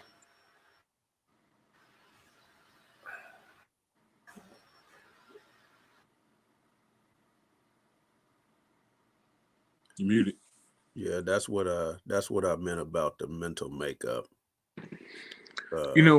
Violet had that mental makeup where she can talk to those guys and command respect. And they didn't give her the same uncooperation, I guess, for the lack of a better term, that they gave some of the other ladies who entered the NBA, specifically when Chris Paul was getting into it with which official was that? I want to say Volkamp. I'm not sure if it was her, but there was a young female official in the NBA, and her and Chris Paul were having Lauren some Holcamp. issues after Yep. Lauren Holcamp. I'm sorry. Yep. That's right. And players were starting to complain, that she's not cut out for it, and she's too quick on the trigger with technical fouls. And college officials probably are a little quicker on the trigger than with technical fouls than the NBA, because I think we're just built a little different, and the requirements are different. Yeah, I NBA don't is think pure we entertainment. It's pure right, entertainment. That's all it is. yeah. And they don't want technicals. But they didn't come at Violet like that. Once she gave them an answer to what they were questioning about a call or a no call, that was it. And I think Don Staley definitely has that same makeup to command respect from the players, and her word will stand. Whatever she says, she has enough knowledge, and I can't help but feel if she was a young white guy, she would be the hottest thing on the market right now. So, I hope, and I gotta throw in, I hope that if she does go to the NBA, that it's a good situation and not just taking a job because it's the NBA. I don't want to see her fall You into don't want her to one go of those coach the places, Grizzlies or the Pelicans? follow one of those places where I've argued before. When it comes to black head coaches in the NBA, we're either trying to cultivate a young rookie team, basically rookie led team, or we got a age veteran team that just kind of like don't know their way or kind of in the middle of the road. I've yet to see a black coach besides Casey Jones get the keys to a championship contender right off the top. Doc Rivers, only one, Boston. Yeah, well, but he got the job not knowing that they would make trades and actually land Ray Allen. Yep. Facts. He didn't get the job from a contender. I mean, like when Steve Nash got the job, Kyrie Irving, Kevin Durant, James Harden, they're well, Kyrie and Kevin Durant are already there. You got two building blocks that makes you an automatic contender on paper. Steve Kerr, same thing. You already had the pieces in place. Mark Jackson had already got them to the second round of, they were on the cusp of elite. And aside from Steph Curry's injured ankle, that's the only difference and I just argued with somebody about this a couple of weeks ago. That's the difference in the two seasons of Mark Jackson's last season and Steve Kerr's first season. In our sorry, go ahead. The difference in the two is Steph Curry no longer has the chronic ankle issue. He's healthy. Yeah. And they win. But Mark Jackson had already made them a top 5 defensive club in the NBA. He had already got their offense going. And someone said, well, Steve Kerr was the one who put the ball more in Draymond's hands to make them go. But that didn't have to be done to make them go. Yes, it takes some of the it takes some of the energy that Curry exerts, but in today's league, a point guard is not a position that you need your point guard to bring the ball up anymore. That time is gone. a lot of times you see the player who's gonna get that shot bring the ball up, because as soon as they cross into the front court, they're getting a high screen, or they're getting a 5 out, or whatever other plays that are perimeter based that about to get, and they're gonna have the ball in their hands already, because they're gonna get the shot, or they're gonna run the offense. So that's why when I see all of these stats about usage rate and all that kind of stuff, it's different. You didn't have Kobe and Michael bringing the ball up to get into the offense and then get the shot. You had someone else doing it, so their usage rate goes down.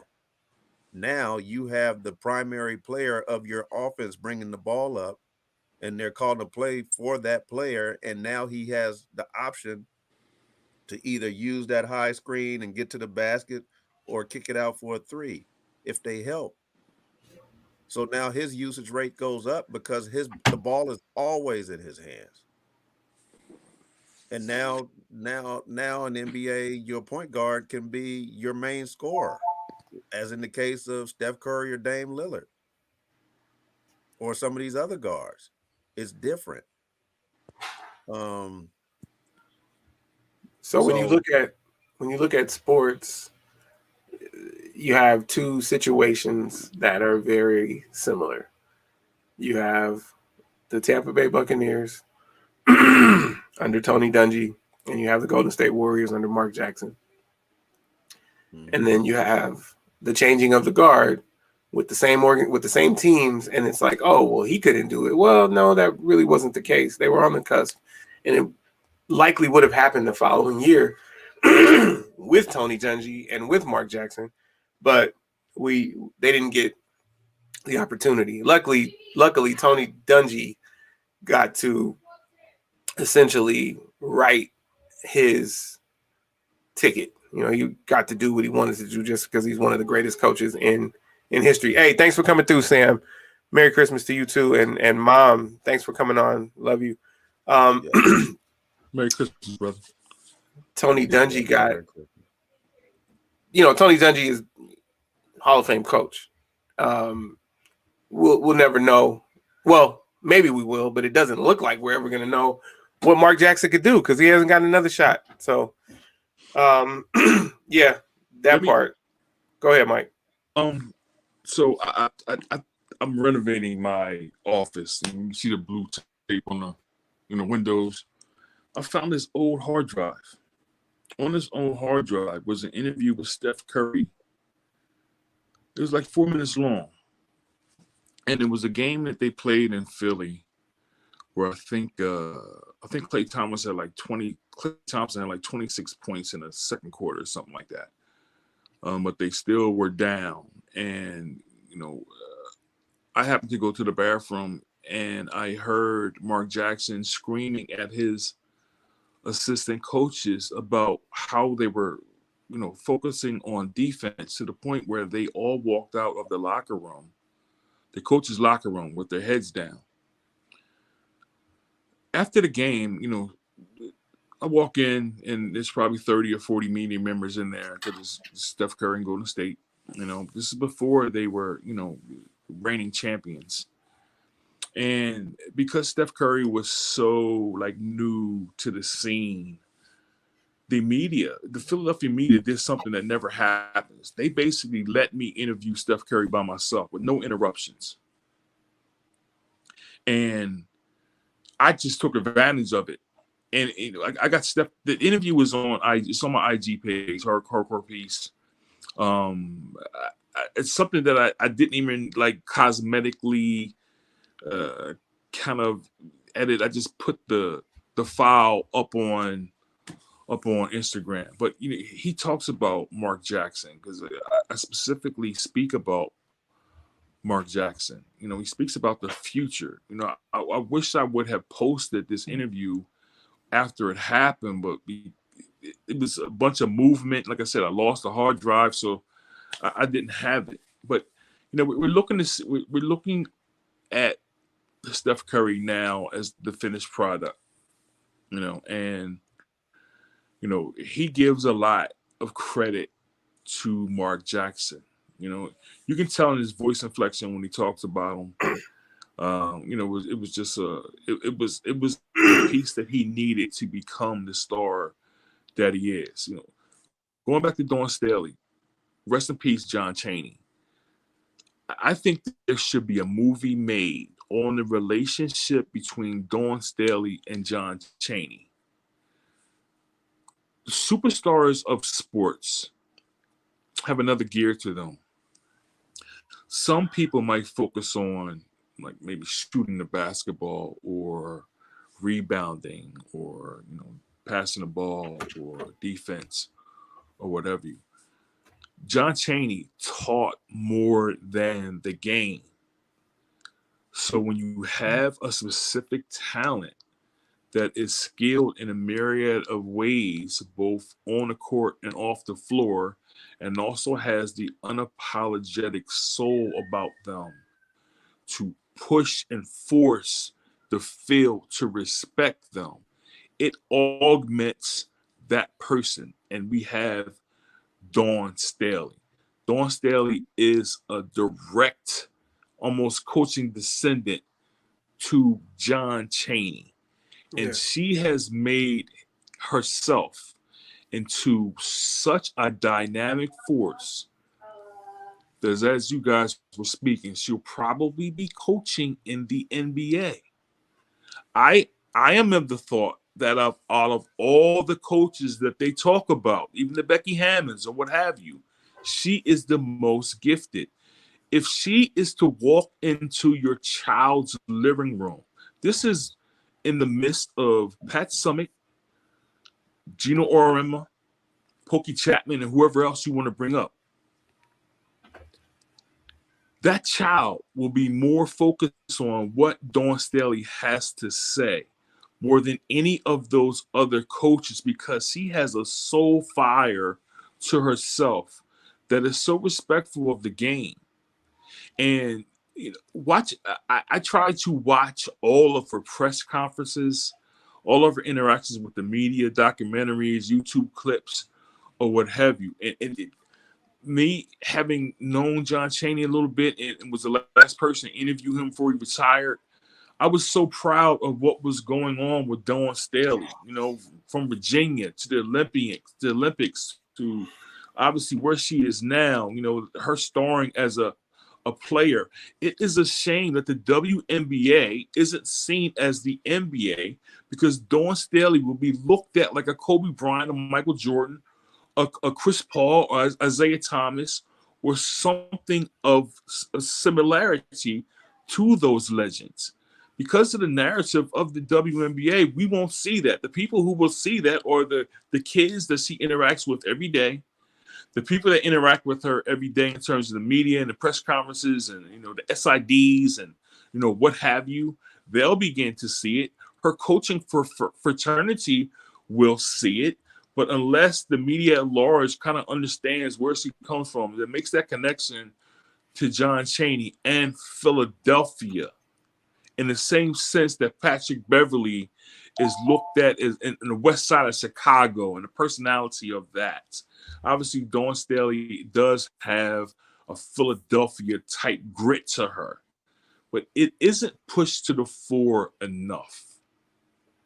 And until that happens, she will dominate college basketball because she will recruit and she will get a lot of these stars, especially down there in the you know, the SEC and what have you.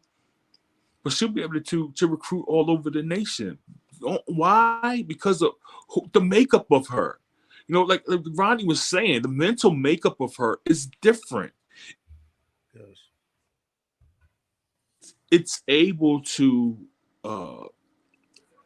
transcend and morph regarding of the situation, what the kid is. She'll be able to bring out the best of these kids, and we'll see something spectacular out of her if she stays in college. I'm with Anthony. I hope she stays in college because the college game kind of needs her. Gino is obviously, Pat is gone, rest in peace. Gino, has Paige is out. I don't know how long his reign is going to be. She's looked at as the one. You got Malky, you got a couple other ones out there, but it seems like she's going to be the star of coaching, and being that she has so much charisma. She is just an incredible force, and it's a shame that she isn't really given the adulation outside of the people who understand who she is. Yeah. And until that happens, we won't see the best of Dawn Staley in a national sense, like similar to Pat Summitt and R.M. Even Stanford's Kurtz, Tara Vanderveer. I mean, is she going to get that lifelong and really prolonged adulation that will see her as a legend and an icon, that where she doesn't have to speak and the kids will come to her college? Yeah, she should, man. She definitely should. She's a generational talent, and people like that they just have the it factor. She knows what to say on camera. She knows how to talk to you when you're off camera, just shooting the breeze. And then she knows how to push the buttons of her players to get them to do what she wants them to do. I mean, if you watch that Stanford South Carolina game, you saw it all. You saw it all. I mean, and you guys know by now, I'm one that looks at game adjustments. I look closely at that even when I'm on the floor. And she made every necessary adjustment she needed to make to win that game, down by 18 in the third quarter.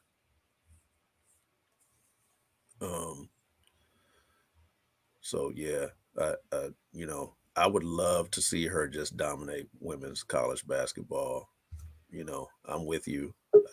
I'm selfish with it, and I want to see her win 10 championships. But if she does go to the NBA, I don't have a doubt that she will do well. Yeah.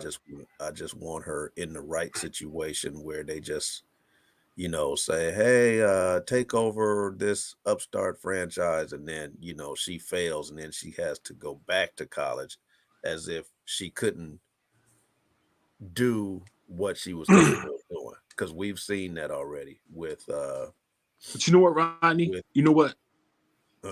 I see her as, how Cam Newton turned around the Carolina Panthers, where Andrew Luck didn't want to go there, so he stayed in college. When Cam Newton came in there, threw for 4,000 yards and ran for 700, set the touchdown record on the ground. He turned around the franchise immediately based on what he is in terms of that passion. I think that Dawn Staley has exactly that.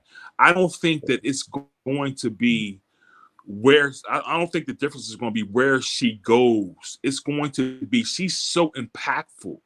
Like, I think that we're losing sight of, not us, but I think that the American sports is losing sight of just how big a figure she is in sports because she's a woman. Right. Like, right. We know here in this area, everybody in this area would love for their child to go be coached by Dawn Staley. Right. Men or women. She has something about her. If she is on a basketball sport with 9 men, she's going to make an impact. It doesn't matter where she goes. It's just of the makeup of her that you have said so well, Rodney. In describing her, as we've been talking about her, that is what separates her from almost everybody else. Right. She's put in a hard work. Her playing on the basketball courts with Philly was something crazy. Her playing with all the men in the different courts in Philadelphia, whether it be asphalt or in some college gym or in some school gym. I mean, it was crazy to see her. At the time, you could see her hair just flying all over the place, but she was getting to the basket. Like, she was able to play defense. She was able to use her smarts and her wits to, again, impact the situation in the moment. That's what, again, differentiates her from almost everybody else, is she will find a way to impact that moment, that very second. And then that second will be built on and built on and built on. Then the people who are around her will understand that they can rely on what is her makeup for her to be successful. They'll have a comfort. We've all been coaches, or you guys have been refs. You guys seen on the field. There are some players that coaches know that they can just put out there and they'll perform regardless of the situation. Dawn Staley is exactly that. She is the comfort for a coach, because they know as a leader, she is going to shine.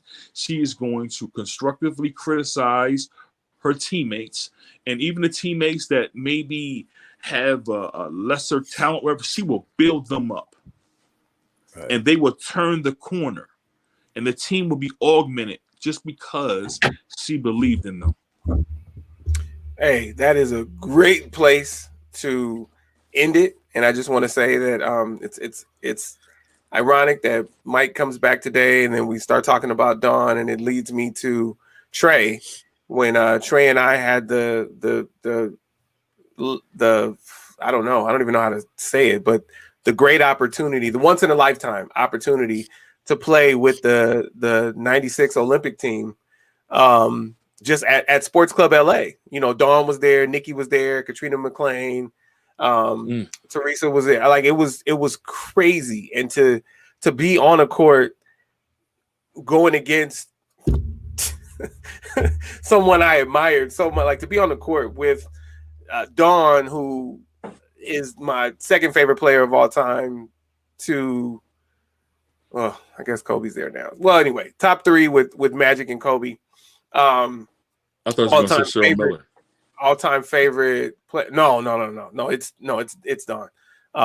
Dawn is by far the second greatest point guard to ever play the game, behind Magic. And even that's subjective, because, you know, who knows? Maybe she was better. But to be able to D up Dawn Staley and watch her go by was just phenomenal. And then, of course, I was always in love with Nikki McCrae. Did she spin move? Did you see her spin move? What didn't she do, Mike? What didn't she do? Like, she put on a clinic. They were getting ready for the Olympics. I mean, we were playing against Olympic athletes in that gym, and we got run off the court. But, you know, Katrina McClain was posting me up. That was funny because I'm only that big, and Katrina McClain is a big.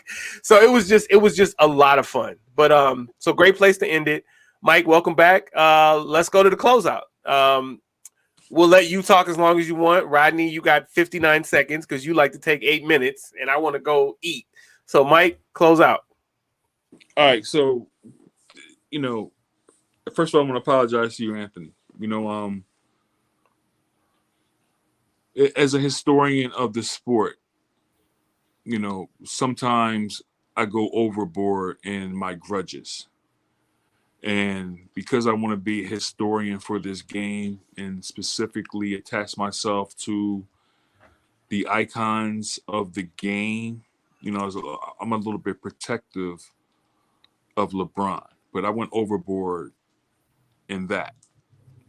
So in between the time that I left the show and now, 3 months ago, I signed up with this site called sportskita.com that is out of India, and during the lockout, I mean, a couple players barnstormed over there. An editor was at one of the games, and it grew into a website, at least the basketball arm of it. I see different things from this website that just blows me away. Like, they have knowledge of current events that I don't even have. They're up around the clock studying basketball, you know, giving us assignments, whatever. I've written 181 pieces in a little over 4 months. And at 1,000 words a piece, you guys can imagine how much it is. So I've essentially written almost 5 books. Books are 40,000 words. So I've written essentially 5 books in that time. Mm-hmm. I had to do that because I had to come back to sports. Instead of just being all about conjecture, I wanted to be about the actual, involvement. So this is when I learned about all the advanced stats, and I think they created a monster by allowing me to research advanced stats and usage rates, and the reason why you see Kevin Durant as the top. Kevin Durant statistically is one of the best mid-range shooters in the history of the game, and that breaks out the weapon of his three-point shooting or even being closer to the basket. But he goes from, a lot of people go from either the basket to the three-point line. His game is developed through the mid-range. And, once I just started to see the stats, so to see that Lou Williams has been one of the top fourth quarter shooters in his career, fourth quarter scorers in his career. It's an amazing thing. So throughout all this process and throughout the almost getting burnt out by writing all of these pieces on subjects that I don't even have any passion about, it locked me in. It truly locked me in. And though I'm just writing about basketball now, I see other sports under the same lens. So there has been a maturity, and there's also been an increase in the wisdom and the way we view sports through working with Sportskeeda. And in that time, where so many people are basically watching outlets or YouTube or whatever, I was able to basically separate the sports themselves and analyze them from an individual way because I wasn't paying attention to the narrative at all. And when I did that, certain things began to shake out. Like obviously the proclivity of Chris Paul to be a leader, and we're seeing that now that last year was not a fluke, or watching right now the Evan Mobley. Evan Mobley is one of the best players to come into the league, given that he has a defensive and offensive game so early that's going to develop into an all NBA type talent. I got Cleveland as the 5th best team in the entire league right now. It's because even though they've lost a player, a big player, but Darius Garland is stepping up. And Mobley and Jared Allen just are doing things that are totally different, given that they're basically a Twin Towers type of thing there. But again, I want to apologize for that breakup or whatever that was, and I'm here at your bidding, fellas, and Merry Christmas and Happy New Year. I hope everybody's family is well. I got another grandkid on the way. So things are, moving kind of fast for me. I don't know where the Sportskeeda thing is going to end up, but right now, I feel like I can write anything about sports if given the proper title in terms of the title of the piece. And I didn't have that before. I needed to be thrown into this fire of writing so much to understand that, the passion for sports is still there. I was losing it. I was losing a passion for sports because, first of all, you're following the narratives and you're seeing all the faulty words from these folks based on what their editors and the producers of the content is giving to them. So like with Sportskeeda, they do this aggregate stuff where they're they do 3 reasons for a player, and there's supposed to be all this advanced stats in there, or they have top 10s all of the time. And all of these sites around the world are basically doing the same thing, even in terms of how the articles are set up. There were 5 subheadings. There has to be 3 social media posts embedded. And this is not just exclusive of Sportskeeda. It's all of these sites. So basically what they're doing is they're grabbing the information from each other and moving with it. So you have this big ball of information that really isn't going to change unless you have a writer that's trying to separate himself from the information.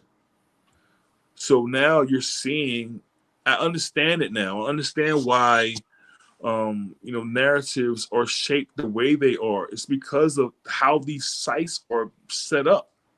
And the people who are going to these sites are taking the information off and using the same exact information on their site. So you aren't seeing a different type of vibe in terms of the writer. Even ESPN and Fox are doing the same thing as well. So I've learned so much about sports and sports journalism in the last 4 months. So, whatever you guys need from me, I'm here. Wow. All right. Well, glad you're back. Congratulations on your new grandchild, and I appreciate your words, and I'm definitely sorry that we wound up there. I didn't. That wasn't my intention. So. What they don't know is that I have reached out to you behind the scenes to try to get you to come back. And so I'm glad that you came back for this show. And now that you're saying that whatever we need, well, we need you to come back. So if that means you're coming back, then, welcome back. But yeah, we appreciate you being here for sure. And it's great that your sports knowledge has continued to grow while you've been away. We can all only benefit from that. So, that is absolute great news. Before you go, Rodney, I want to share this photo of Don at the Olympics. Actually, this might not be at the Olympics. This might just be one of the primers, but these are players that she's coached, and just you have Asia Wilson and Alyssa Thomas in the middle. Love Alyssa Thomas. Asia Wilson's my favorite player, by the way. She moved Candace back to second. Rodney, thank you, Mike. Rodney, close out. First off, I'm gonna say, man, this was probably my Christmas early, seeing this man back on the show. And my mouth dropped when I'm like, that looks like Mike. I wanted to know what your brain was processing. About this. No, I didn't give me any kind of warning. He threw this as a surprise. I'm like, man, that looks like Mike, but it's still kind of fuzzy. I can't really tell. His face is kind of turned to the side. And then when he got closer to the camera, because he kept adjusting, I'm like, oh my goodness. Back in business. So all is well today, man. Now that this brother's back on, I'm gonna throw on a Tribe Called Quest and head out your way, AC, and do a little shopping. Oh, is that right? I'm gonna just say, I looked at, I don't know if this was an official list, but I looked at a 75 list, and Bob McAdoo and Ray Allen are on the list, but the list had 76 people on it. So I don't know how accurate that would be, but my biggest take is that Dwight Howard is not on the list. Ben Wallace is not on the list. Tim Hardaway is not on the list. Mark Jackson, who's in the top 5 in assists, and when he retired was, I think, number 3, is not on the list. And I don't see how you do that from what those people brought to the table.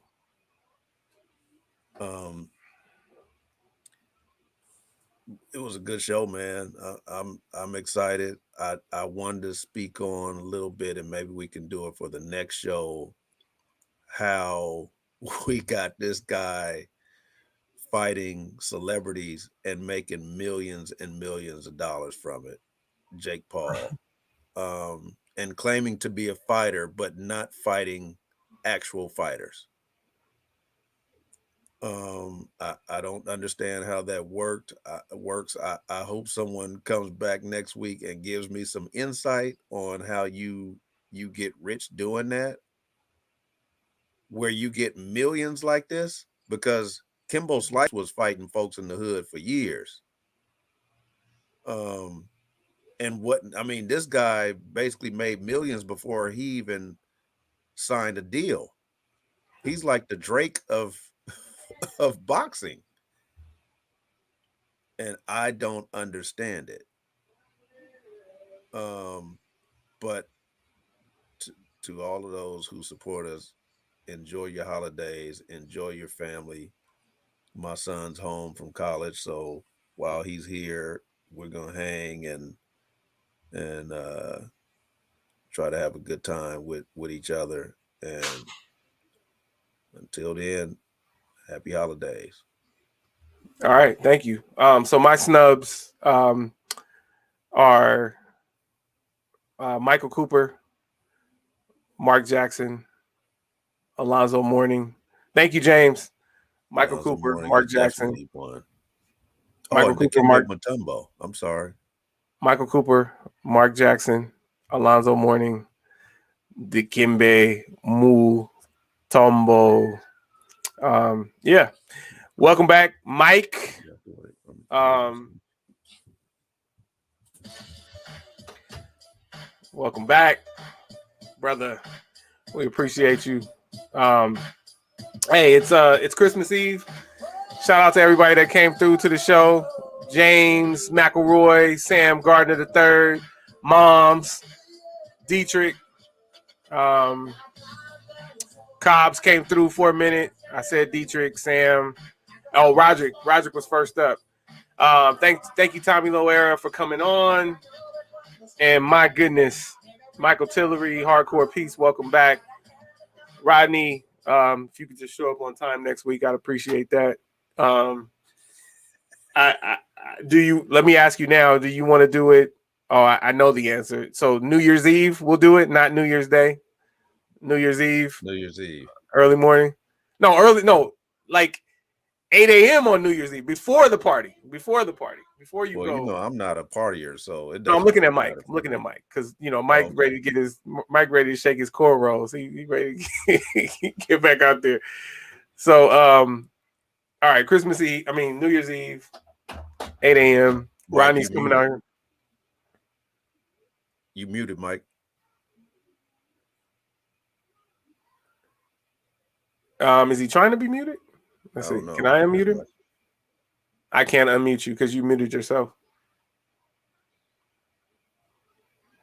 Okay, maybe he's protesting. There it is. Yo. Yeah, that's cool. I could 8 a.m. on a New Year's Eve. Yeah, I can do that. Well, 8 a.m. Pacific, so 11 a.m. for you. Oh, that's cool. Yeah. Okay. All right. Cool. All right. So we'll be back on New Year's Eve, and then we'll try to go back to Saturday after that. Hey, I appreciate you. Everybody stay safe. Happy holidays. There's just too much bad stuff in the world. There's too much bad stuff in the U.S. There's too much bad stuff in California. Too much bad stuff in Delaware. Too much bad stuff in Pennsylvania. Be safe. Try to stay out of the mix. That's very, very, very important. This is episode 83 of the Collective. Is it 83? Damn it. Wow. No, it's 82. Episode 82 of the Collective Podcast. Wow. Thank you so much for coming through. Yeah, 82 and growing. Mike's back. He'll be back in the information for episode 83. So we appreciate you. Thanks for coming through. It's been a while since we went over 2 hours, but we're at 2 hours and 14 minutes. And, we appreciate you. And let's close out to Mariah, because why wouldn't we?